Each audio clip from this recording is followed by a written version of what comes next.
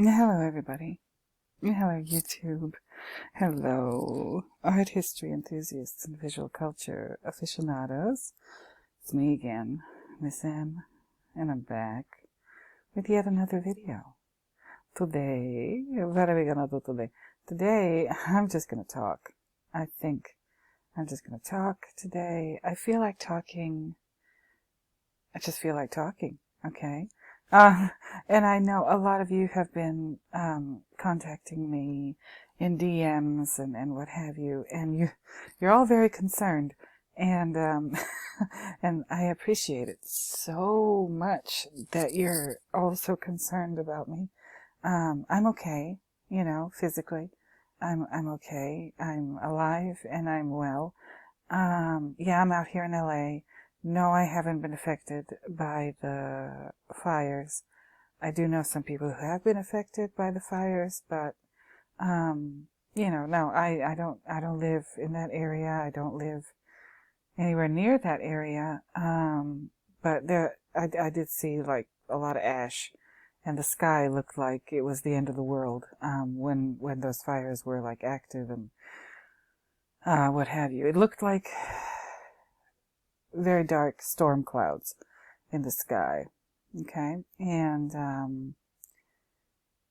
it was extremely dramatic, and it was terrifying, and knowing that people were suffering and the whole thing just, a couple of miles away from you, not a good feeling. But, looks like the fires have been contained, and everything is back to, well, I don't know if it's back to normal, but I guess I don't know what else to call it, right? Just another day in LA. Just another day in LA. So yeah, no, I'm okay. I've been, once again, busy up the wazoo. My last video was 2 months ago, Understanding the Shining Part 22. And the video I did before that was the ministry song, Thieves and Liars, Murderers, Bastards, etc., etc. I've really been listening to a lot of ministry, this year. So,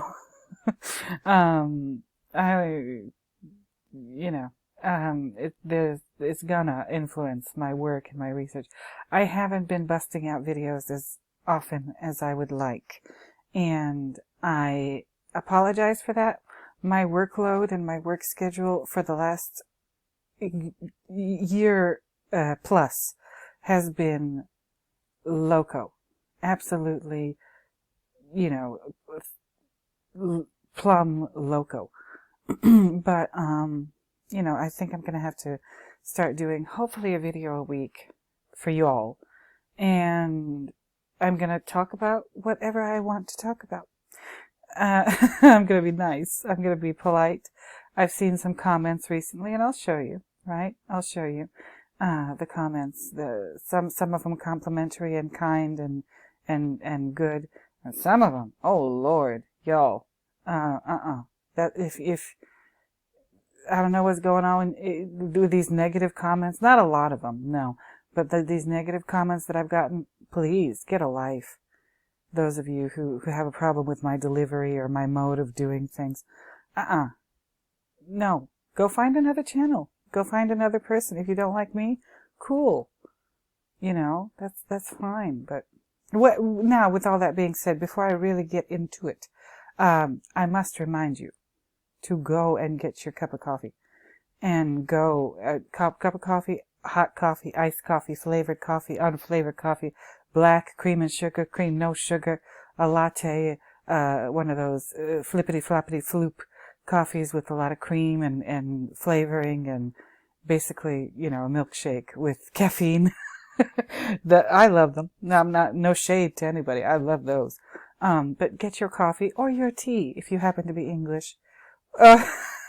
Or if you happen to be Dutch, like the marvelous Delta Builder, a stroopwafel to go with your coffee, or a bun, or a croissant, or a donut, or whatever it is that you're into. If you don't like coffee or tea, have something cold, yeah?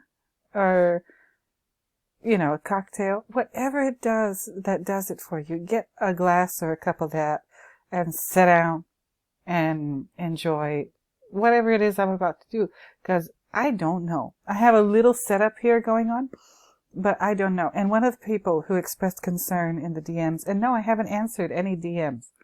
I haven't really answered any DMs.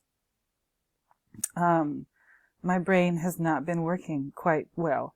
I've been just trying to keep my head above water as far as like being so overtired from work and some health issues, not horrible health issues, no, but like just, you know, for example, I have a thyroid condition that has not been medicated properly. And that saps your energy. I will say, you know, a little bit of good news. My A1C has dropped and I'm happy about that. So, but yeah,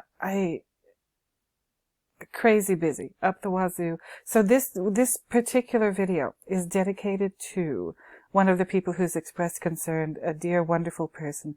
I don't know their real name, but Mr. Exorcist Reviews. This one's for you today. This is for you, sir. I've been thinking so very, very much about The Exorcist and William Friedkin, lately. And I don't know why. I've just got it in my head.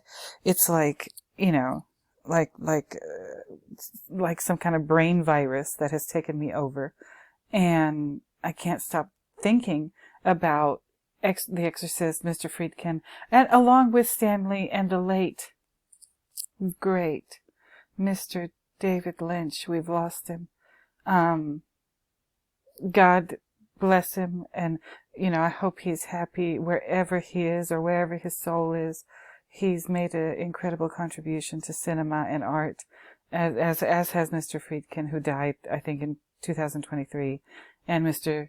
Kubrick, who died back in 99, and all of these wonderful people. They were trying so hard to help us all by doing what only they could do with art. But today's for Mr. Friedkin. I might make a David Lynch video maybe next week. Yeah, I'm going to get back into understanding The Shining and other Shining and Kubrick related stuff. But, you know, Kubrick stuff is complicated. Y'all, Kubrick stuff is so complicated. All of these guys, and yeah, they're men. I mean, there's nothing wrong with being male, but yeah, all these directors were men. With enormous hearts that wanted to help humanity in their own way by using art. I want to talk about them. I want to talk about Mr. Lynch. I want to talk about Mr. Kubrick. I want to talk about Mr. Friedkin. Everybody's buzzing about this movie lately, Nosferatu, this remake of the 1922 classic. I have things to say. I have not watched the movie. I've read the plot. I don't know whether or not this is worth my time, but I know Mr. Exorcist Reviews is not just the Exorcist and a Friedkin and Blatty enthusiast. I think you're also very much into like the vampire mythology and all of that stuff. Oh, here it is, right? You must be just over the moon about this movie. I have things to say. There's a whole bunch of symbolism up in here.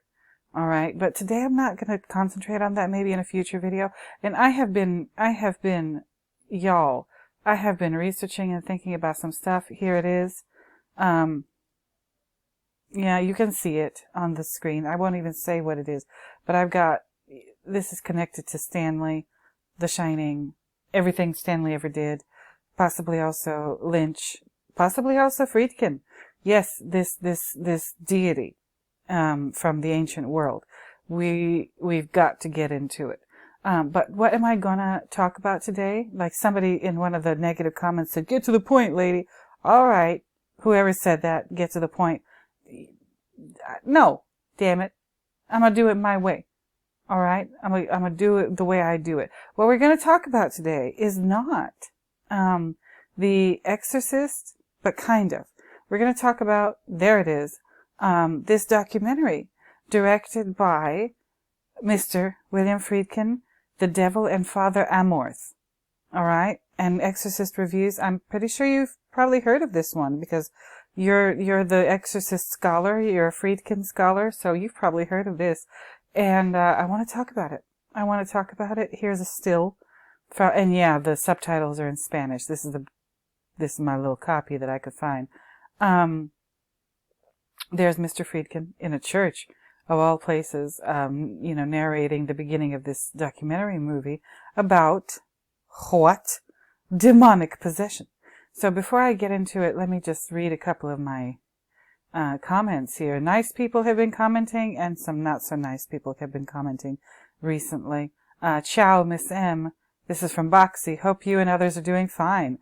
I'd like to ask you when you have time to create a new installment of your and our Understanding the Shining series. Greetings, B. Hi, B. Hi, Boxy. I'm working on it. I'll come in with the next one. Need to know. Hey, Miss M. I really hope you're doing well and are safe and secure from the fires across LA. Yeah, I'm okay. Let us know what's happening with your situation. Like I just said, just crazy up the wazoo busy. I don't know what this is, but I think I'm gonna, like I said, probably a video a week from this until like the summer, right? Let's hope. I can keep it up, because I get home from work tired. Children, I get so tired. Here's Mr. Richland Law. Oh, haven't heard from you in a while, and I always love seeing your comments. Nice to see all the best people. Hello, Miss M. Hello, Mr. Richland Law. So good to see you too. Yeah, you guys are all the best people. Those of you who are nice and polite and civil, you're awesome. Thank you. Thank you, Mr. Richland Law. This one, 5-star general. The general of what? The 5-star general of what? What are you the 5-star general of, mister? Are you even the general of your ass? He said, get to the point, lady. Oh, you ugly so-and-so. You get off my channel. How about that? 5-star general. Tankard. Oh, hello, Tankard. I hope you're doing awesome. Is this a new video? No, it's not a new video. But the one that you're commenting about is not a new video. But I'll be getting up to some new. This is a new video. If you're watching this and listening to this now, yeah, it is a new video. Burning Man. Oh, Burning Man has always interesting things to say. All right. Chris Thornley, 1664. I'll read this in a second. Okay, and then there's Tom David McCauley. Problem with Wendy theory is how far away from reality it gets. I don't know about that, Tom, but I would like to explore it. I would like to think even more about the Wendy theory. Here's Simo V. Hinen 875. This is about, where does the blood come from? The blood elevator. Rob Ager, thinks the blood coming from the Native American looking elevator could tie into the, Native American massacre theme. Oh, okay. Also, abortion. Sorry if you mentioned that here. Mixing up the videos I'm seeing. Or miscarriage. Age. I don't know. I really don't know. Simovihinen 875. And here's my favorite. Lingcod 91. Oh, Lingcod. You keep asking these questions over and over and over, and keep bringing up little details that are actually not in the movie. Oh, Lingcod. Ye of little faith. So tell us what you think the reason is for these insignificant little set deals. I've been doing that in my videos, you chump. Oh, yeah. You don't see these things. What the hell? Okay, work on your grammar, sir. Or madam. You don't see these things was the movie plays through.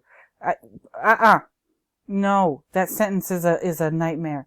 You don't see things was the movie plays through. So, there is such a thing as spell check, grammar check, use it. It was made for people like you. So, what is your point? It's Lord Jesus in heaven. It's no wonder you can't do more videos. Too busy talking to the lawn. You wish you had a lawn to talk to, Lingcod. Something tells me if you had a lawn, you would do a lot more than talk to it. How about that? Me and my lawn are friends. You and the lawn would be lovers. You nasty little piece, so-and-so. Okay, what else? Anything else? Gershom trying to defend my honor. Thank you, Gershom.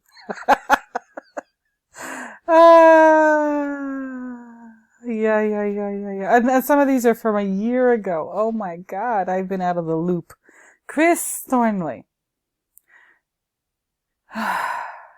This is from my haunting video. This is a comment under my haunting video from 6 months ago. And Chris includes a quote from the movie or the book itself. No live organism can continue for long to exist sanely under conditions of absolute reality. Even larks and katydids are supposed by some to dream. Hill House, not sane, stood by itself against its hills, holding darkness within. It had stood so for 80 years and might stand for 80 more. Within, walls continued upright, bricks met neatly, floors were firm, and doors were sensibly shut. Silence lay steadily against the wood and stone of Hill House, and whatever walked there walked alone. Oh my God. Okay, Miss Shirley Jackson, wherever your soul is, I wish you all the best too. From The Haunting of Hill House by Shirley Jackson, considered by many, including myself, to be one of the most powerful tales of the supernatural. Now, this is Chris Thornley, 1664, talking, okay? Yeah, I think it's amazing too, Chris Thornley. I agree with you. In my opinion, the evil is the house itself, a place of contained ill will. That's in quotes. It enslaves and slowly conquers its victims, then assimilates their souls. There is a terrible darkness in this story, far more powerful than the blood and gore, slash and shock of modern horror. This tale has been part of my life since I first saw the excellent 1963 Robert Wise film adaptation when I was about 9. I am now nearly 64. Thank you so much for this comment, Chris Thorley, 1664. It hit me that you included this quote. This is a legendary classic quote from this movie. And it is connected, Chris Thornley, to everything I'm doing, everything I'm talking about, whether it's The Exorcist, whether it's David Lynch, especially Eraserhead, whether it's anything to do with Stanley Kubrick and his movies, even Nosferatu, which I'll talk about in a later video some other time. You know, it's the architecture, it's the structure, it's the building. What does it say here? Within walls continued upright, bricks met neatly, floors were firm, and doors were sensibly shut. Silence lay steadily against the wood and stone of Hill House, and whatever walked there walked alone. Oh my God.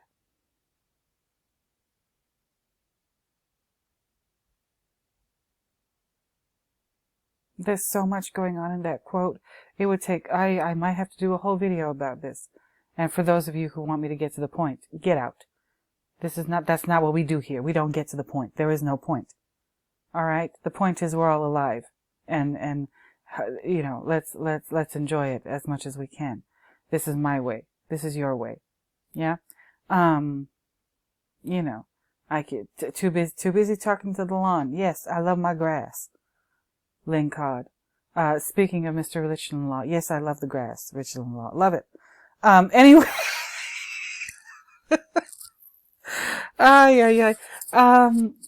We need to talk about so many things. I've been, you know, thinking about this, and this is connected to Stanley. It's connected to what Stanley's trying to do. Nosferatu. They remade it, but they did it in an interesting way.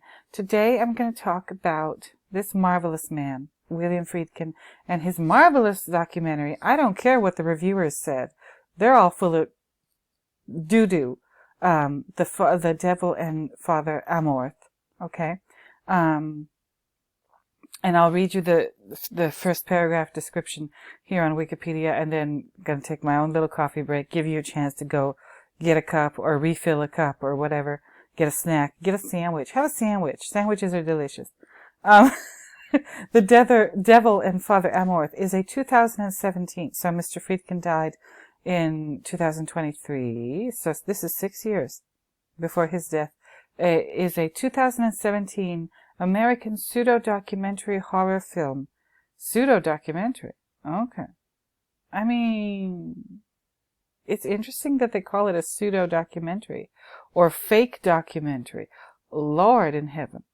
What in the world? See, I mean, this is what I do. I'm not getting to the point now, am I? Absolutely not. That's not what we do here. That's not what Miss M does. No. If you want me to get to the point, I'm so sorry. I don't take orders from people who don't sign my paycheck. In the 2017 American so what does pseudo-documentary mean? This little pop-up from Wikipedia, what does it tell us? A pseudo-documentary or fake documentary is a film or video production that takes the form or style of a documentary film, but does not portray real events. Rather, scripted and fictional elements are used to tell the story. Oh! What in the world? Do I have to open a new tab? I guess I do. Let me read a little bit more. No. Rather, scripted and fictional events are used to tell the story. The pseudo-documentary, unlike the related mockumentary, is not always intended as satire or humor. It may use documentary camera techniques, but with fabricated sets, actors, or situations. And it may use digital effects to alter the filmed scene or even create a wholly synthetic scene. What in the world? The Devil and Father Amorth. See, we got to read this sentence. I don't think I have any kind of dyslexia, but somebody told me maybe you do, Miss M, and you need to get tested. I've never gotten tested, but I'm one of those people. I have to read a sentence over and over and over again. That's what I do. That's who I am. I don't think I can really help it, but every time I read the sentence, I get closer and closer and closer to realizing what it is the author of that sentence is really trying to say. In this case, The Devil and Father Amorth is a 2017 American pseudo-document. Now we know what that is. Pseudo-documentary horror film directed by William Friedkin, showing the 9th exorcism of an Italian woman in the village of Alatri, referred to as Christina, this time performed by Father Gabriel Amorth. And the cast is Gabriel Amorth, Robert Barron, who is an American prelate of the Catholic Church, who has served as Bishop of the Diocese of Winona, Rochester since 2002. He is the founder of the Catholic ministerial organization Word on Fire. Oh my. He's interesting in the documentary. I'm telling you, if you haven't seen it, seek this out. Watch it. It's worth your time, in my opinion. Yeah, he's interesting, Robert Barron. Not nearly as interesting as Gabriel Amorth, who has passed on since this movie was made, or this Christina woman. William Friedkin, you see him in the documentary, as I just showed you, right? You see him, he talks at you, he's got something to say. 2017, Mr. Friedkin died in 2003 at the age of 87. So, he was like, 81? When this 87 minus 6, he was 81. And probably 80 when he was creating this thing. So, I mean, that's an octogenarian. And William Friedkin is William Friedkin. He's been there, he's done that. He's got plenty of acclaim, plenty of fame, plenty of, respect for his work with The Exorcist and The French Connection and all the other movies that he did. He was no slouch. So in his waning or his golden years, so to speak, he wanted to do this documentary. The Devil and Father Amorth. Okay. Production, Mark Kermode, British film critic and longtime admirer of Friedkin, was invited to assist in writing narration. Okay. It premiered on August 31st, 2017 at the 74th Venice International Film Festival. It had a wide release in the United States on April 20th. Oh, hello. Easter is on April 20th this year, you guys. We're going to have a 420 Easter. Speaking of grass. Easter grass, y'all. Easter grass. Had a wide release in the United States on April 20th, 2018. Okay. And this thing was more or less universally panned. It was not,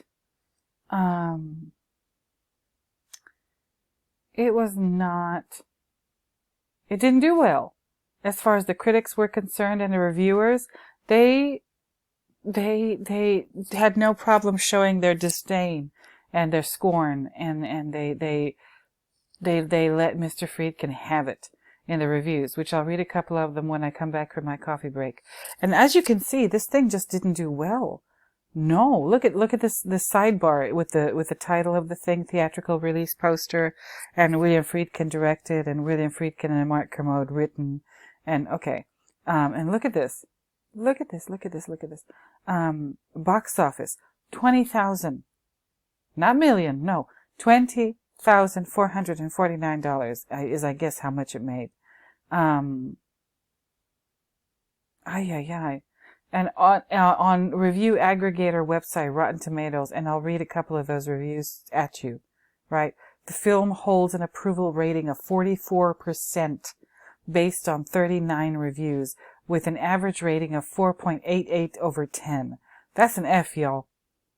If that was school, like getting 48 on an exam, oh no, you failed. The website couldn't, I'll read it when I get back from my coffee break. I think I've done more than an intro here. I've told you, hey, it's me, I'm back, Miss Sam. Go get some coffee, get a beverage, get a snack. Have a full meal if you want to. I'm not going to stop you. Order some Postmates or whatever you got going on, DoorDash, and have some pizza. Whatever you're into. We have much to discuss. Alright, so I'm going to get into this. I'm going to look at the movie reviews from Rotten Tomatoes, and then I will talk a little bit about this. I already talked about the nice comments from the nice people, thank you nice people, and the not so nice comments from the not so nice people. Get out if you don't like it here. Nobody's making you stay. I'm sure not. And we can look at this for a second. Okay? But first coffee, get your refill, and I'll be right back, you guys. Am I out of dry dock? We shall see. Okay. I'll come back in a minute. So sit tight, guys. I'll be right back. Okay, everybody, I'm back. So before I get into the Devil and Dr. Amorth, I keep saying doctor, Lord, no. Father Amorth. Before I get into that, is this the thing? Like, I saw this on Tashin. I know this is not sponsored. Stanley Kubrick's The Shining. Is this the thing that was like $1,500 at one point and now it's $125? It's going to be available May 2025. Oh, Lord. Or is this just a smaller, is this the discount version? I don't know. Lord. In 1966, Stanley Kubrick told a friend that he wanted to make the world's scariest movie. A decade later, Stephen King's The Shining landed on the director's desk and a visual masterpiece was born. I've got it turned to this page for a reason, the Red Rum page. I think I'm onto something. I got an email alert from Tashin that this thing was, they got this cooking. Oh my goodness. Land of Milk and, wait, what does it say? Oh Lord, Land of Milk and Honey, eh? Okay. So Red Rum with these funky letters.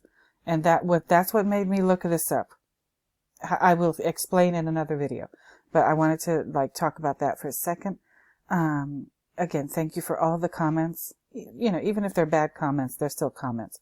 So let's get back into it. Okay. The Devil and Father Amorth, the reception of the Devil and Father Amorth, on review aggregator website Rotten Tomatoes. I think I already read this.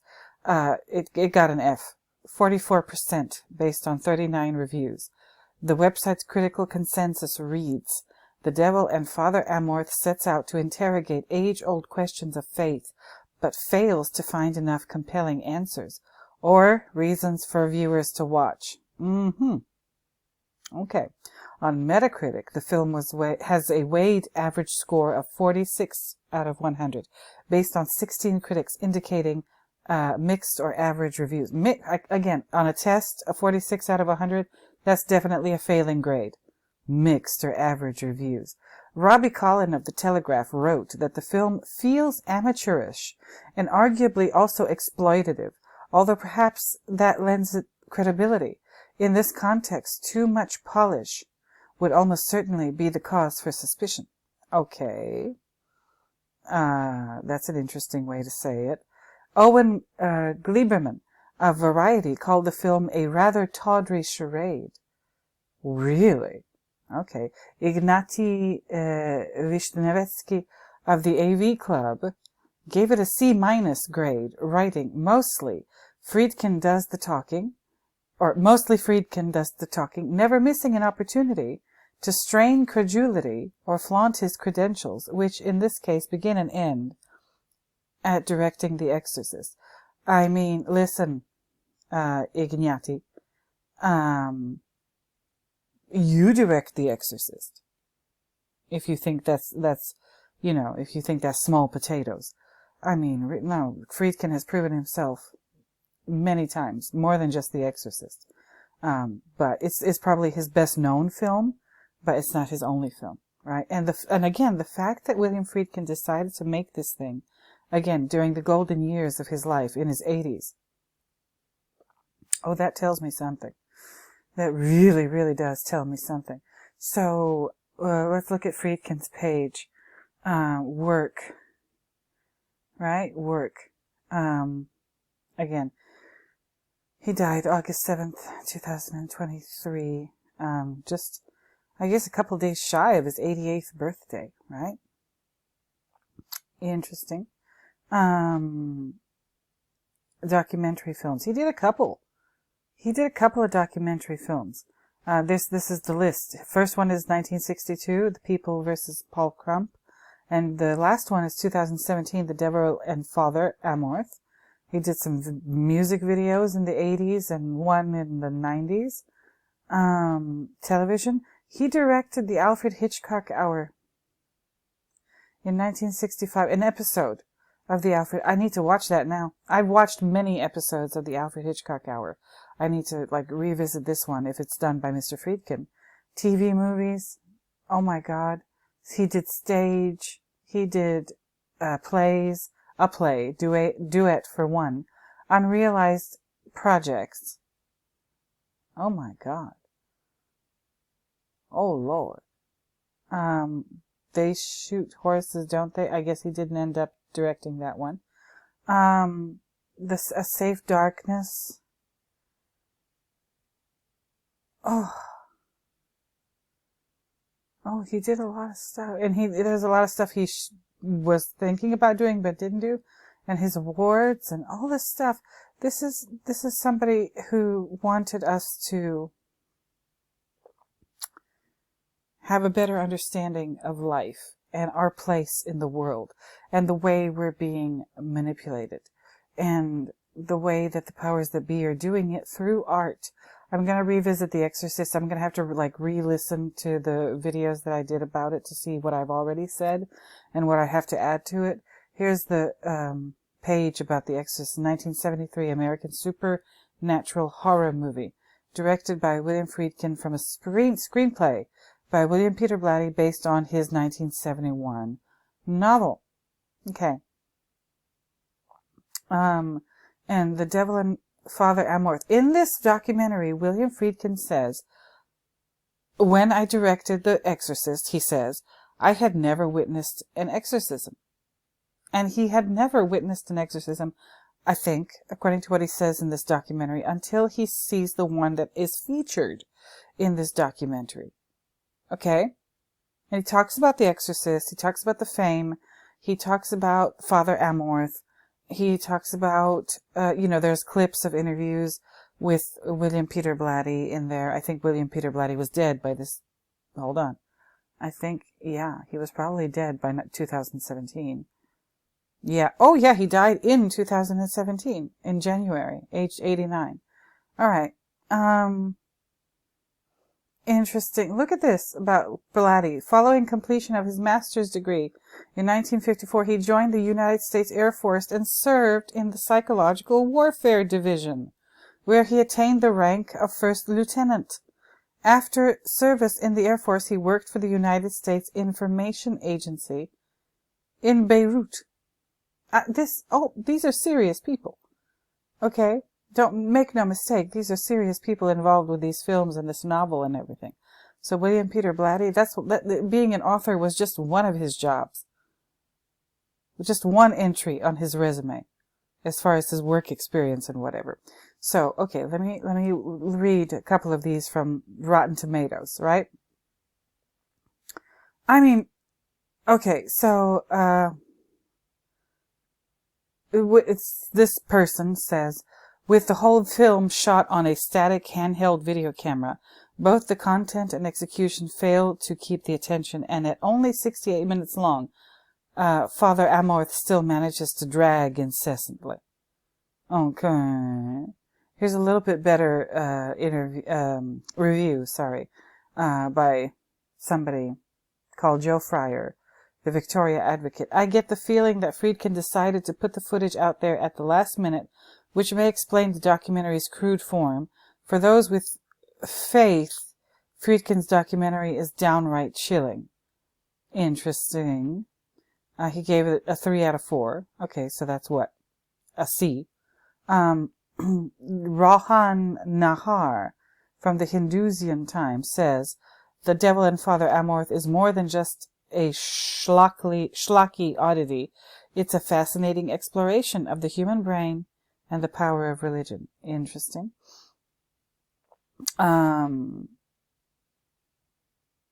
This one, oh my God, all of these reviews are, even if they're favorable, they're like not so good.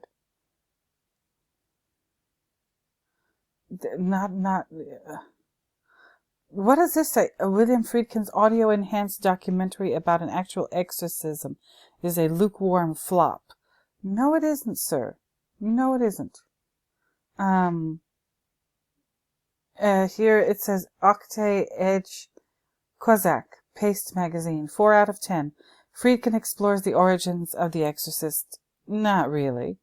I mean, he talks about it, but not really.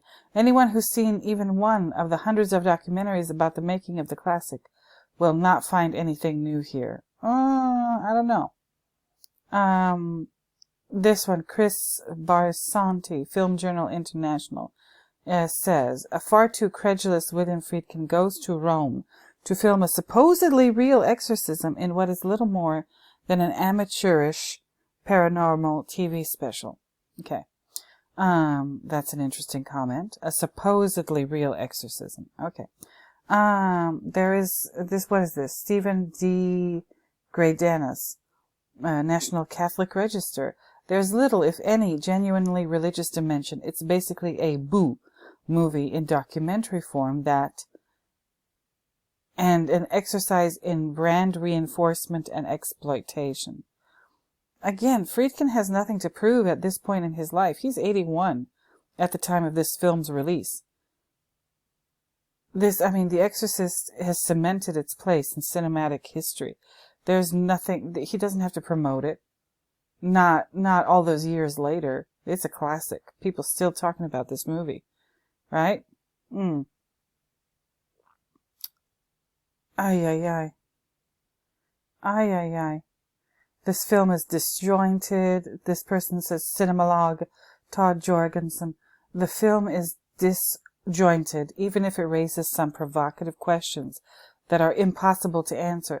Y'all are blind as hell. These reviewers, are we watching the same documentary? With the evidence provided by the intimate and unsettling exorcism it's not unsettling. It isn't. I don't think so. Los Angeles, what is the Los Angeles Times what did they say about this? Oh Lord, these people just don't like William Friedkin, I guess. The Michael Rechtschaffen, the documentary accentuated with unnerving bursts of music, sampled from the works of neo-romantic composer Christopher Rouse, should placate the rabid fan base. Oh, the nerve of you. Who else? These people are blind as hell. Oh, The Atlantic. Of course I want to hear what they have to say. The film feels like a director thinking back on the work that defined his career, for better and worse. Oh, Lord. The Hollywood Reporter. This would be an interesting subject to explore at length, with a host who didn't seem to be padding an opportunity for self-promotion with the trappings of science. There's no science in here. I mean, there is a little bit, but no, that's not... He's doing in this documentary something very similar to what he did in The Exorcist. I guess none of these people noticed what was going on. William Friedkin was telling us something, okay? Wow.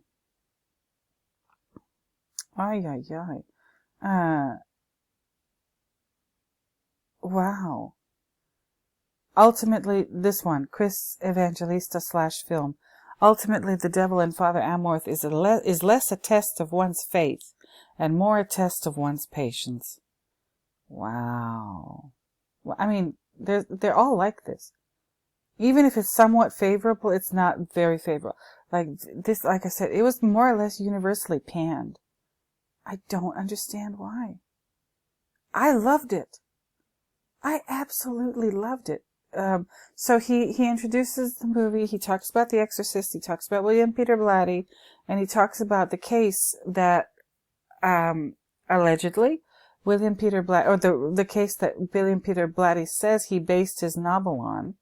Okay, this boy who was demonically possessed, and, a Jesuit priest came in to do the exorcism, and the family wanted anonymity, and whatever, and then Friedkin, he talks about The Exorcist, and he talks about this case, he talks about the fact that in Italy, a lot of people believe in exorcisms, and these, here's a whole bunch of people who believe in it, and he, talks to a lady who's had an exorcism, this is the woman who is getting an exorcism in this film. Her name is Christina.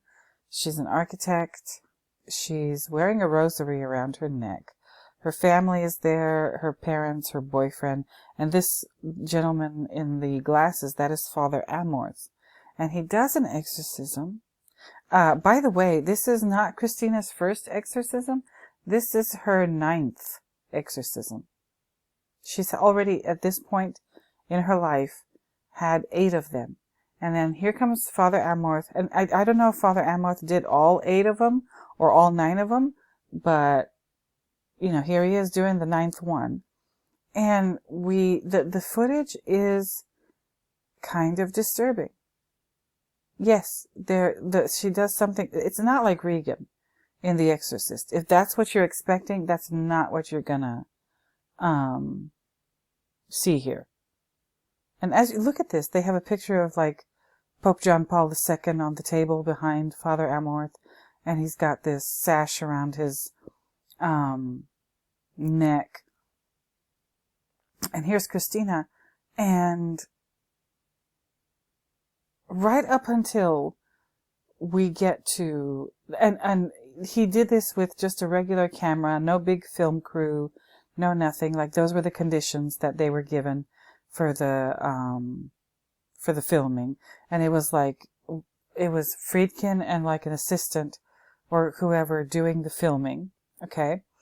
And this Christina woman, she seems perfectly normal until the priest starts exorcising her. And then her voice gets really weird. It has like this weird quality to it. And she kind of starts growling, and people have to like hold her back, and she starts shaking and whatever. But again, look, this is it. This is the exorcism.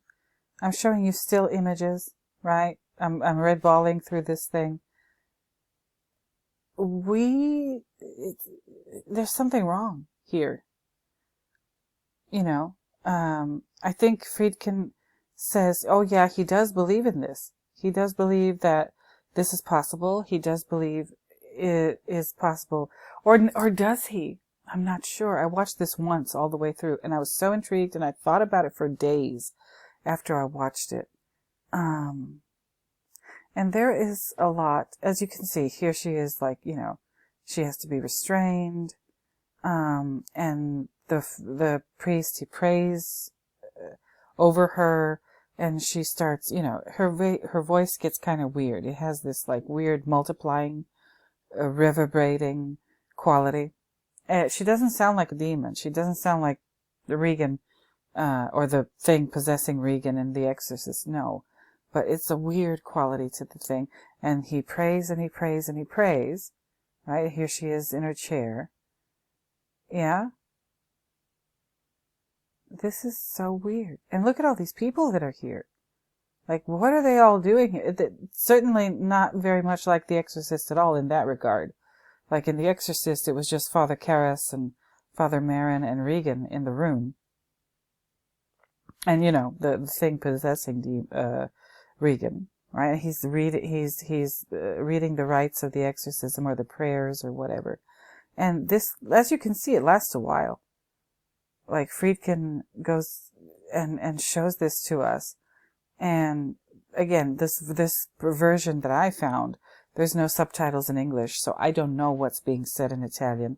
And they just keep praying over her. And then here's a doctor. And this, after, the priest, I guess, is finished, then Friedkin jumps over to, interviews with a whole bunch of medical professionals. Like this guy and whoever this is. There's Friedkin with his little camera. I don't know what kind of camera that is. Filming this gentleman. And, I'm not a movie expert. I don't know how to film things.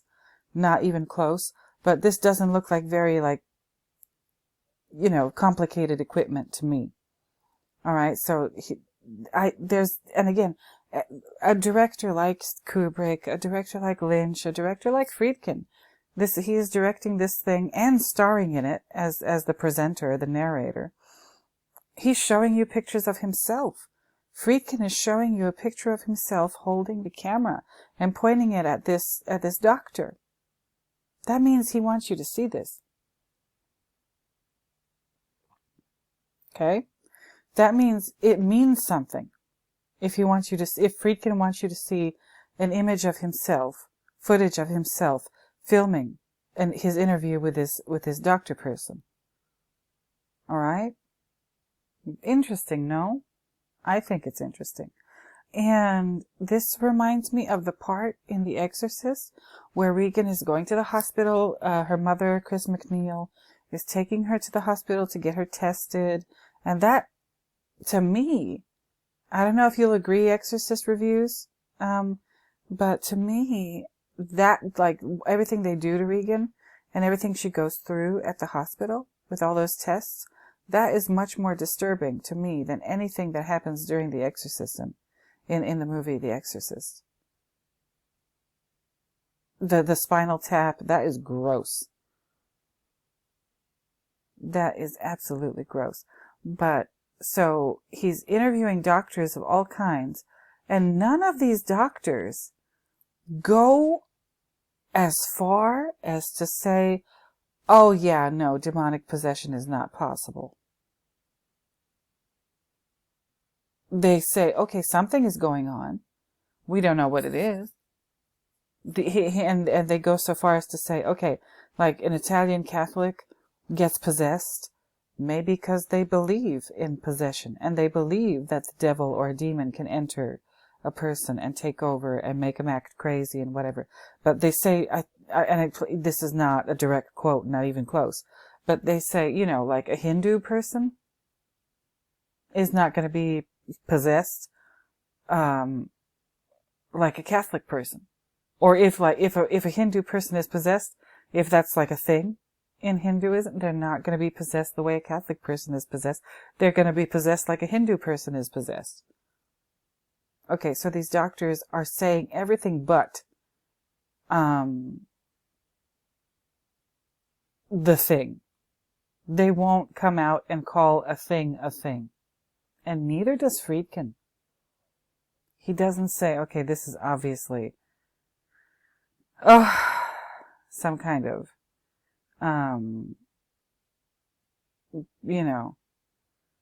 some kind of, I don't know what.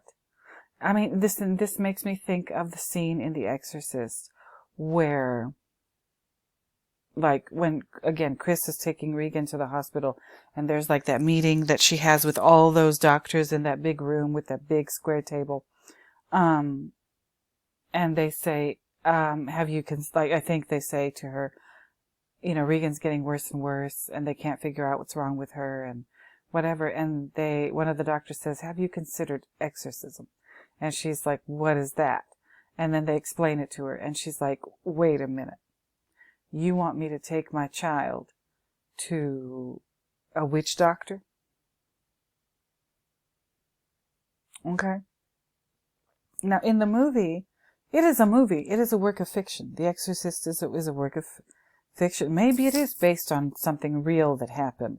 But in the movie, yeah, like, Regan is possessed by Pazuzu. Not the devil, not a demon. No, Pazuzu. And Pazuzu, like we talked about, and I think other sources have said this or something similar. Pazuzu is there to protect Regan, not to hurt her. Because the people in her life, in Regan's life, have failed her tremendously. Her mother has failed her. Her father has failed her. She's this poor, isolated, lonely young girl. She doesn't have any friends. She doesn't go out to play like normal kids do. She obviously has a privileged life because Chris is a famous actress, and her father, that's separated from her mother, probably is also a big cheese in the movie industry, but he's not around. He won't even call her on her birthday. And, Regan is, even if she is living a wealthy lifestyle because of her mother's career and fame, she's still very lonely. She's still very isolated. She still feels very alone. And she's probably being abused by Burke Dennings. They all but say it out loud that Burke Dennings is the culprit, the perpetrator. And that's why he had to die. And it wasn't Regan that killed him, threw him out the window. It was Pazuzu. Alright? But this but all of these people are still failing Regan. Like, they're trying to help her. Her mother's trying to help her. The doctors are trying to figure out what's wrong with her. They prescribe her Ritalin. They give her Thorazine. Oh my God. They give a 12-year-old girl Thorazine. All right. And it still doesn't work. They bring in a psychiatrist and he tries to hypnotize her. And Pazuzu's like, yeah, right. And, and the priests come in to help her, and they have good intentions. The priests are like, they're trying to help, but they are no match for what Pazuzu's got for them. They both die. Father Marin dies, and we don't know exactly how Father Marin dies. Does he have a heart attack? Or does Pazuzu do something or say something that does him in? That is left to the imagination. And there he is on the floor. He's turned Snow White, and there's like that bottle of holy water, like, dripping next to him on the floor. And then Father Karras becomes enraged, and watch the movie, and he ends up dying too, or being killed. Not exactly the same way as Burke. Like, Burke's, like, we're told, but like Detective, Lieutenant, whatever he is, Kinderman, somebody threw Burke Dennings. So, a very big, strong man. Not a little girl. So, Pazuzu, right? But Father Karras doesn't get thrown. He throws himself through the window. And he asks the whatever it is, he doesn't know it's Pazuzu, but he asks it to enter him rather than hurt or keep hurting Regan. Pazuzu is trying to teach all of these people a lesson. He's trying to teach Regan's mother a lesson. Her mother is oblivious and vain and conceited and concerned with her appearance and her career. The father's not even around, right? And all these people have failed her. First, after Pazuzu has eliminated the thing that is hurting Regan, Burke Dennings killed him, right? Then, after the important work is done, Then Pazuzu goes about teaching everybody a lesson. Right? He teaches the mother a lesson, like, no, be a mother. Pay attention to your daughter. He teaches that psychiatrist a lesson. Grabs him by his genitals and squeezes as hard as he possibly can. Brings that man down to the floor. All right? The other doctor gets backhanded right across the face by Pazuzu. It leaves a big red mark on his face. Pazuzu has got, like, shit to do. Right? And then here come the priests. And he deals with it. He kills them, essentially. He's like, no. And what is Pazuzu trying to say to all of these people? He's trying to say to all these people, you are useless. None of you were there for this girl when she needed you. None of you were there to prevent her getting abused by Burke Dennings. And now here you are when it's too late, when the most horrible thing has already happened. Now here you are, and you don't even know how to, like, comfort this girl and provide her with protection and safety and love. No, you're too concerned with your own bullshit. Chris is concerned with her own bullshit. The doctors are, all they do is talk about ridiculous things that are probably not even possible that are wrong with her.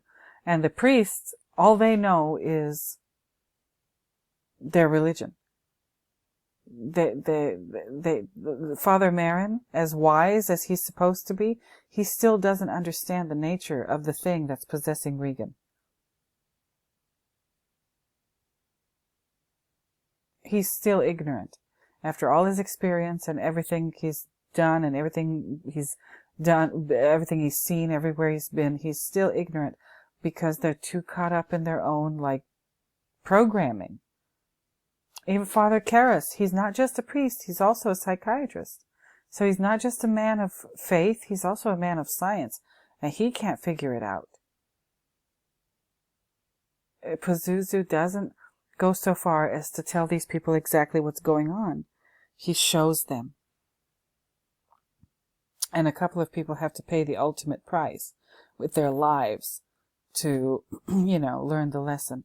Now, William Peter Blatty, I don't think he had anything against Jesuit priests. So Father Karras and Father Marin are Jesuit priests.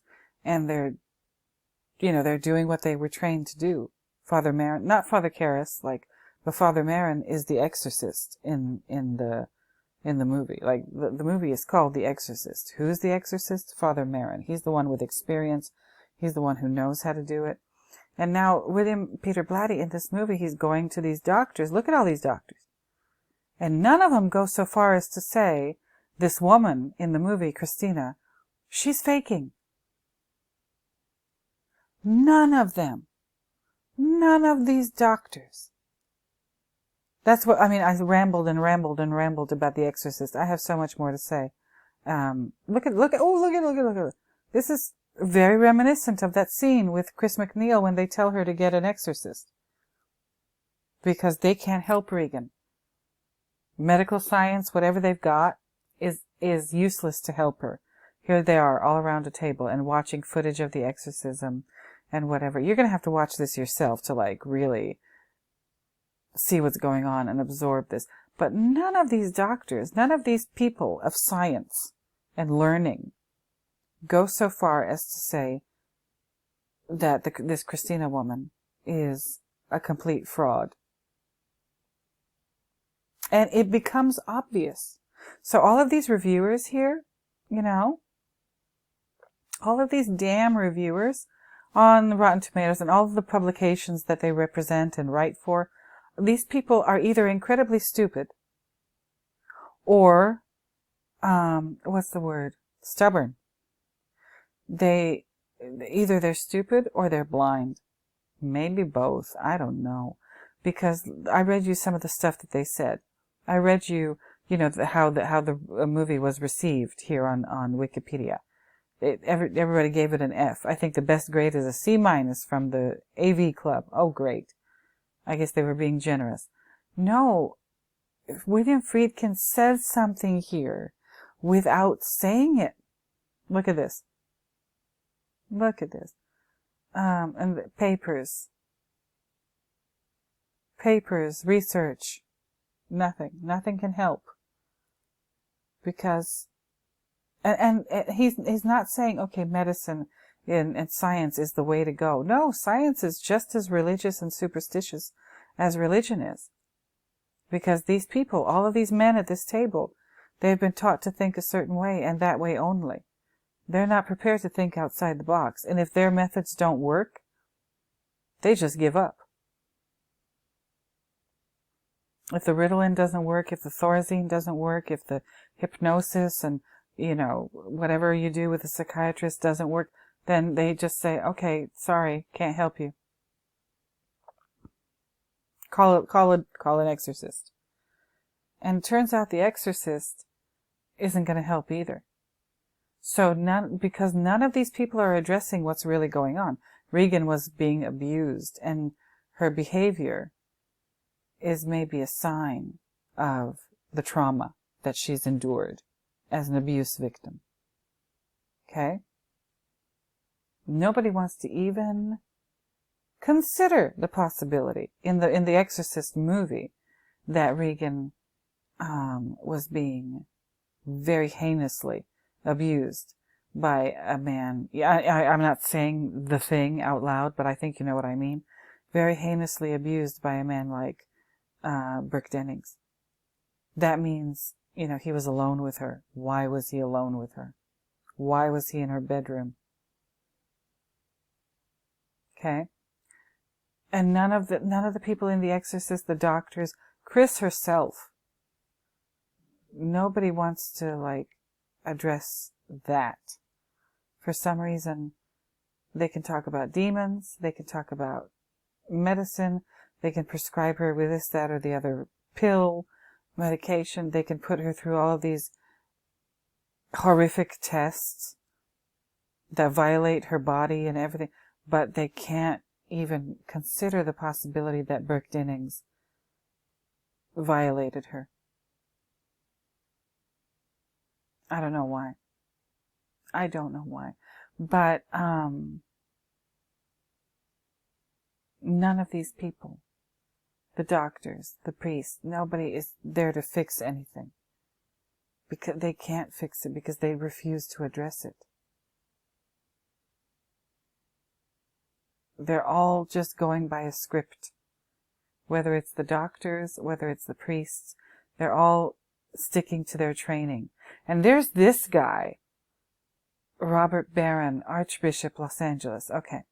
And the Friedkin in this part of the documentary is asking this guy about Father Amorth and about, becoming an exorcist. And what this guy says is, it has to be somebody like Father Amorth, because Father Amorth is, if he said, I would never, I think, again, don't, I could be wrong about this, so please, forgive me, but I'm just doing it as I remember it.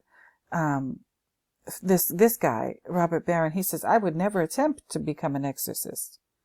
And William Friedkin very understandably asks him why. And he says, because I'm not pure enough. You have to be extremely, this dude, Father Barron, he says, you have to be extremely pure and innocent and chaste to even consider taking on the task of being an exorcist. And he said, that's not me. And Friedkin's like, but wait a minute, but you're a priest. And he said, yeah, I know, but Father Amorth is the only one who's pure enough to do something like this. And now, we see the exorcism. I'm going to have to watch this documentary again, and we can talk about it again if you guys have some more questions, right?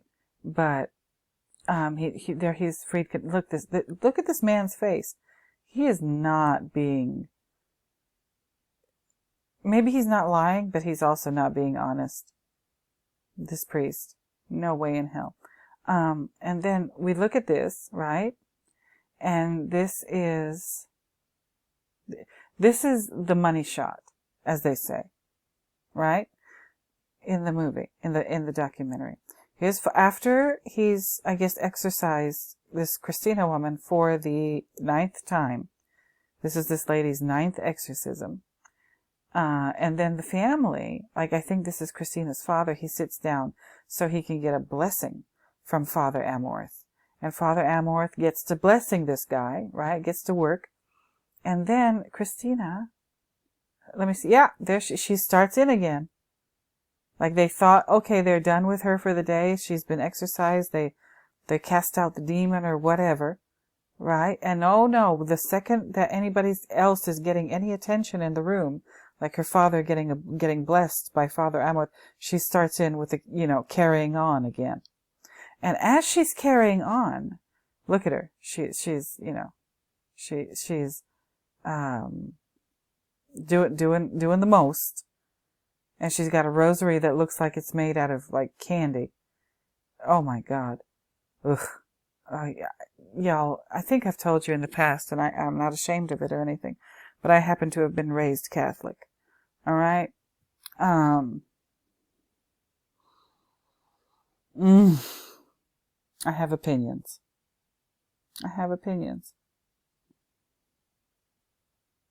I mean, priests are just like any other people. Priests, nuns, whatever.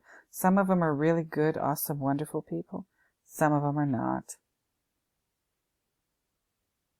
Okay? Just because somebody is clergy or a person of the cloth or whatever doesn't mean that they're pure, like that Archbishop said, Baron. Right, so here's Christina carrying on again. I don't know why she does this, but I want to, like, she's carrying on. And look, from 1 second to the next, she has that, like, tortured look on her face, and then all of a sudden she's smiling. And you might ask yourself, okay, how did that happen? Okay, he cast out the demon, and then when the priest starts blessing her father and other people, oh no, she starts carrying on again. And then what makes her go from carrying on to, like, being relaxed and calm again? While she's carrying on, Father Amorth is blessing her father and her mother, and she's carrying on. Father Amorth says to her, basta. What does that mean in Italian? It means stop. It means quit it. All right? So she goes from carrying on to being relaxed and calm. After Father Amorth, while he's blessing like her mother, he says, basta. And that means, like, cut it out, knock it off. And she cuts it out and she knocks it off. Just like that. It's almost as if he snapped his fingers and made her start acting normal again. I mean, before, when she was getting exorcised, it took a lot. It took a lot of prayers and, incantations and whatever. But, no. And then, the demon comes back later. And then it doesn't take a bunch of prayers and whatever the second time. No, all he has to say is basta. Friedkin is telling you something. He's not saying it out loud. He doesn't dare. Friedkin doesn't dare tell you or say to you out loud, this woman is a fraud. She's faking. He doesn't dare say to you out loud, as the narrator and creator of this film, he doesn't say, this woman is faking, she's a fraud, and her whole family is a fraud. And they're probably, like, working in cahoots with Father Amorth. And Father Amorth is probably a fraud too.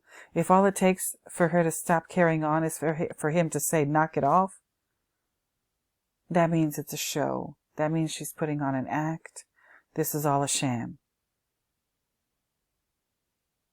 And Friedkin doesn't say it, but he does show us something that, when you think about it for a second, is extremely suspicious.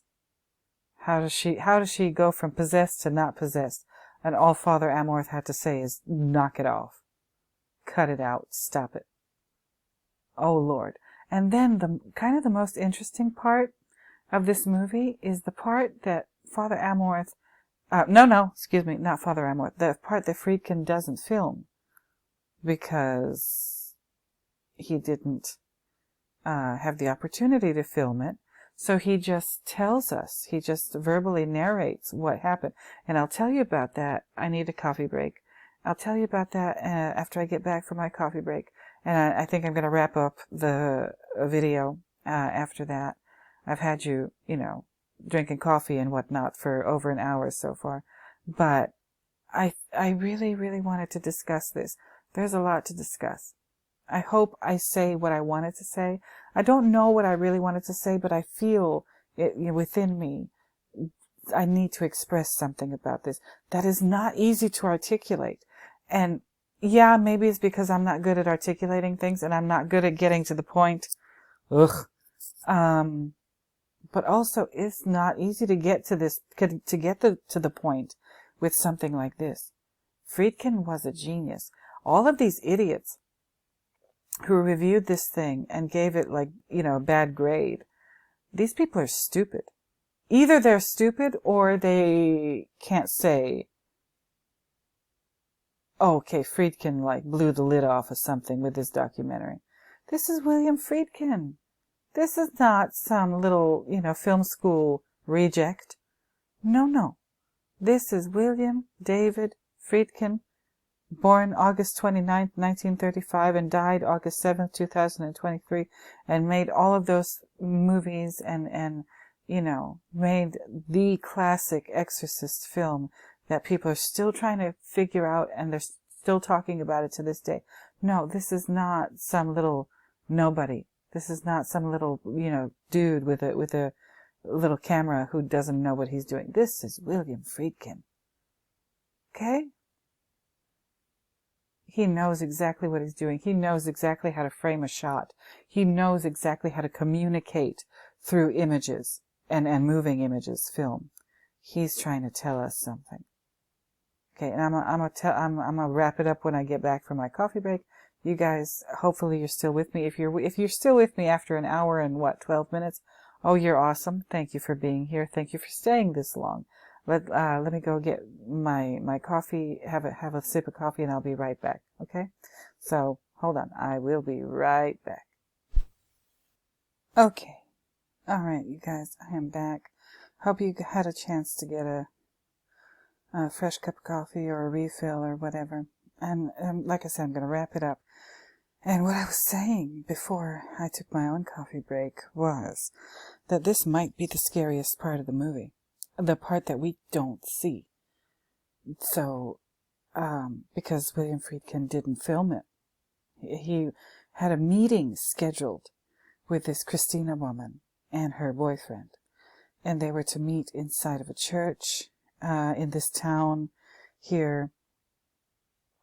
And they initially agreed to meet in one church, and then Friedkin and his assistant or whatever got to the church and nobody was there. Okay. And then, either he called Christina or Christina called him, and he was like, oh, where are you? I'm here, and you're not here. And she's like, I'm where we agreed to meet initially. So she's at a completely different church. Okay. And Friedkin didn't bring his camera. So we're just relying on his, recollection of events as he tells it. So during his recollection of what happened during that meeting, he's just narrating, he's just telling us what happened and showing us images of this church and the inside of the church or whatever. And what he says happened is when he gets to the church, the other church, where Christina is with her boyfriend, she starts acting crazy again. She starts acting possessed again and dragging herself across the floor in a chair, and her boyfriend's trying to get control of her. And the boyfriend loses his mind. He starts speaking very harshly to Friedkin, and he says, we need the footage. We need everything that you filmed at the exorcism. Give us the footage. You can't have that. And William Friedkin's like, no, you're not going to get the footage. And they basically threaten him. They threaten his life. and they say, if you don't give us the footage from the exorcism, like, we'll kill you. I think that's what that Friedkin says happened. And we don't see this, because again, he didn't have his camera with him. But he, in the church that, not the one that they initially agreed to meet at, but the second one, there's nobody there. There's nobody inside the church. It's like dark and cold in there, even though it's like 120 degrees outside. Inside the church is freezing. And, she's acting crazy, and the boyfriend is threatening Friedkin and saying, give us the footage or we'll kill you and whatever. And like, okay, that passes. And then Friedkin and his assistant go outside, and like they sit down, and he says him and his assistant just sit there in silence for like 30 minutes. Because like they can't believe what they just witnessed. And we have, again, no photographic or film evidence of this happening. We just have to rely on what Friedkin tells us. And I believe him. I do. But some people might be like, okay, what? I don't know if anybody has ever asked Christina or her boyfriend or her family, like, oh, did that really happen? But something tells me if they did, they would probably deny it. But Friedkin is doing another kind of thing here. He tells us about the Exorcist and about the case that inspired Blatty to write the novel in the beginning of the what is it called? Hold on. Yeah, pseudo-documentary horror film. Okay. He tells us about the Exorcist, and we have interviews with Blatty, and then we hear about Christina, we hear about Father Amorth, we watch the exorcism. It's spooky, but something tells you like something is off about it. Then he talks to all of those medical experts who say everything but this woman is faking. And then we see the footage of Father Amorth blessing Christina's father and then her mother, and then she starts acting up again, and all he has to say is basta, cut it out, and she cuts it out. And then we have this story about the meeting at the church that nobody witnessed. There's no photographic evidence, there's no nothing. We have nothing but William Friedkin's word to go by. And again, I believe him.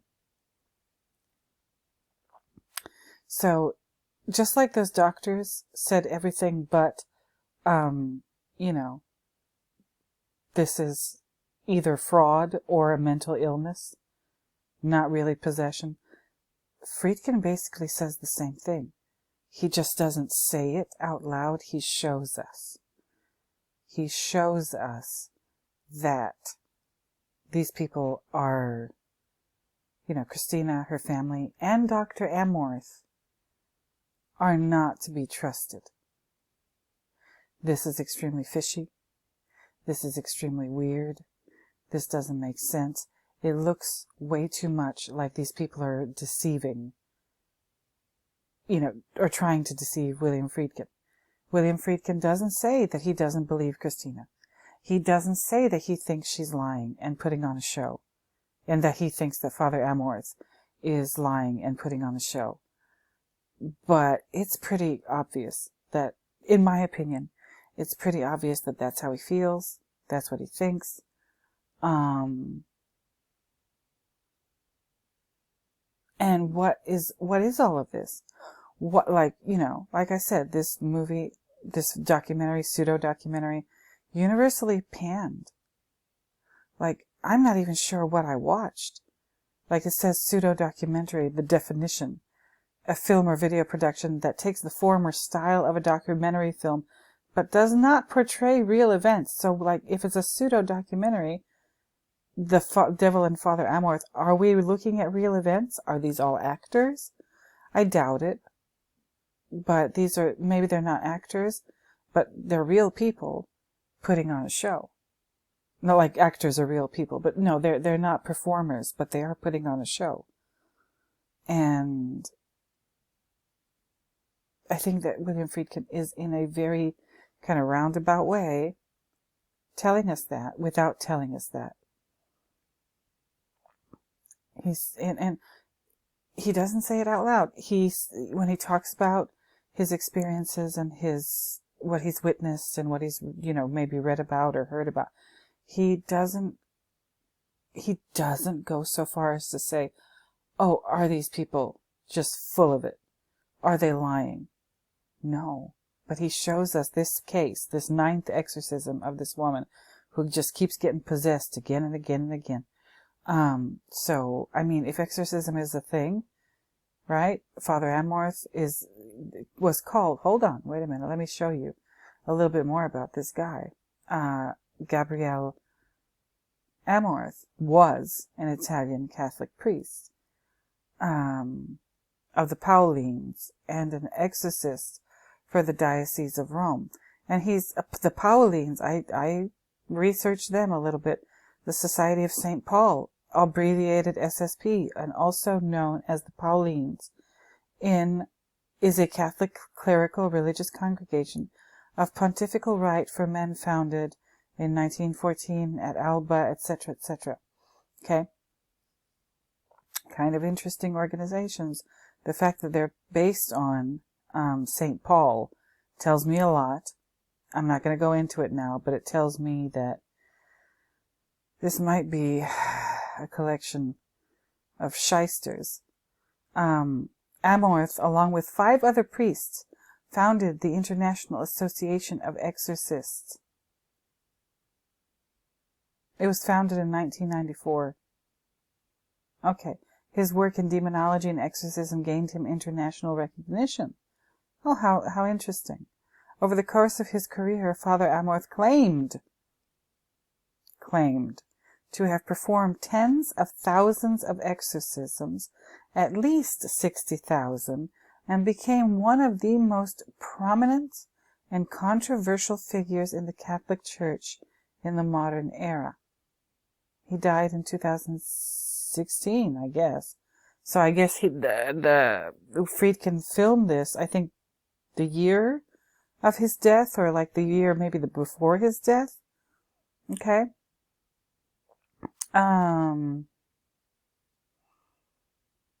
Ooh.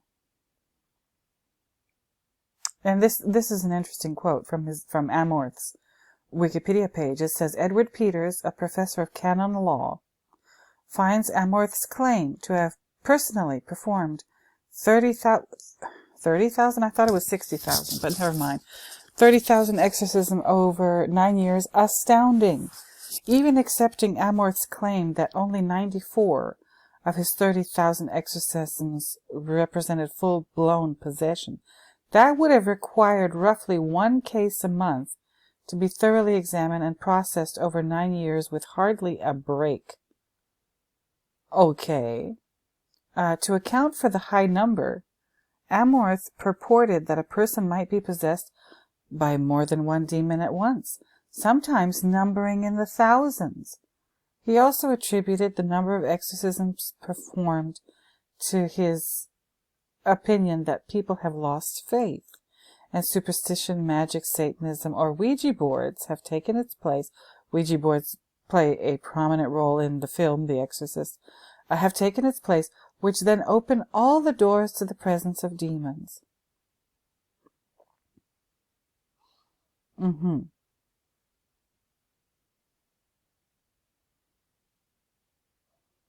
Okay.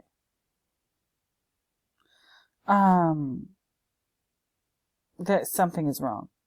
So in one place it says he claimed to have performed tens of thousands of exorcisms, at least 60,000. 60,000, like, who has that kind of time? I guess him. He lived to be, 91? But still.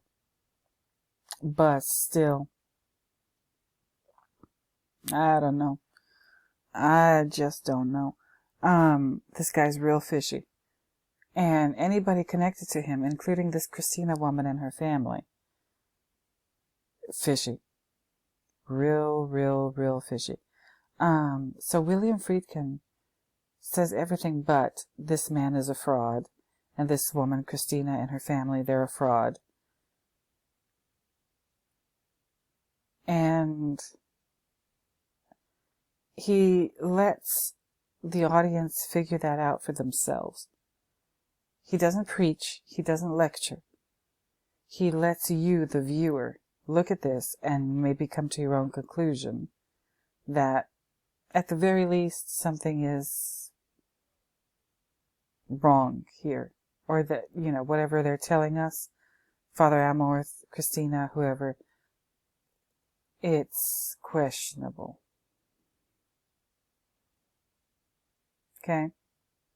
So, anyway, ugh. And there he is. He kind of ends the film at the bottom of the Exorcist stairs from the movie. Okay? Where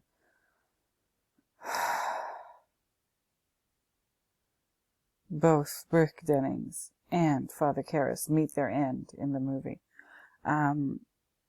Again, I would love to hear what you guys have to say. I don't know if I've presented this very well. I'm pretty sure I didn't get to the point. Which is fine. I'm okay with that. But tell me what you think. Tell me what you think about this. Friedkin doing this documentary, you know, in his golden years doing this. He felt like he had to say this when he did it, 2016, 2017. The Exorcist. What is he trying to tell us? What is he trying to teach us about the world? How is he telling us, basically saying without saying to us, his viewers, his audience, you're being manipulated in ways that you can't even imagine. I think that's what he's saying to us, the audience. You're being manipulated by the church and possibly also not just religious groups. You're being manipulated by people who claim to do their work based on reason and logic, science, you know, medical people. They're lying to you too. They won't go ahead and say out loud like what's really going on because maybe they're afraid of offending people. I don't know. Tell me what you think about that. If you've seen the latest Nosferatu movie, tell me how you feel about that. I mean, it's like, it's been making a big splash, this movie, right? Reception. Let's see. What?